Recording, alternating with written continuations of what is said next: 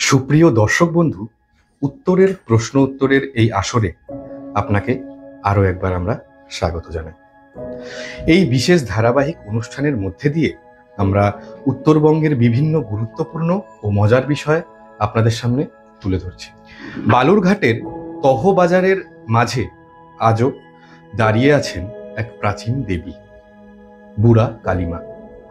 শোনা যায় ৩ শতাব্দী আগে আত্রেয়ী নদীর ধারে এক রহস্যময় পাথর ভেসে ওঠে জলের বুকে।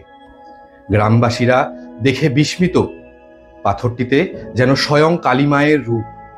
একদিন এক গরু হারিয়ে যায়, আর এক বৃদ্ধা স্বপ্নে এসে তাকে জানিয়ে দেন ওই পাথরেই মা দুধ পান করছেন। সেই পাথরেই প্রতিষ্ঠা হয় মায়ের মন্দির, নাম হয় বুড়া কালীমা। শুরু হয় মাটির প্রদীপ, শোল মাছ ও পাঠা বলির সঙ্গে। আজও সেই রীতি টিকে আছে। এককালে ২০ কেজি ওজনের বিশাল শোল মাছ মায়ের উদ্দেশ্যে উৎসর্গ করা হতো। দীপান্বিত অমাবস্যায় এখনো ভরে যায় চারপাশ, ঢাকের তালে, ধূপের গন্ধে, ভক্তদের ভিড়ে।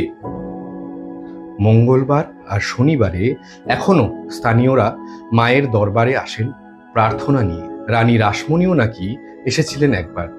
তবে ইতিহাস নয়, এই গল্প আজ লোকবিশ্বাসের অংশ। বলি কমেছে, রীতি কিছু বদলেছে, কিন্তু বিশ্বাসটি রয়ে গেছে ঠিক আগের মতোই অটুট। বালুরঘাটের বুড়া কালী আজও যেন সময়ের বুক জুড়ে এক জীবন্ত অলৌকিক কাহিনী। দর্শক বন্ধুরা, আজকের প্রশ্নটা ঠিক প্রশ্ন নয়। আজকে আপনাদেরকে বলতে হবে যে আমাদের মা কালীর আরো 2টি সমার্থক শব্দ বা সমার্থক নাম কি হতে পারে।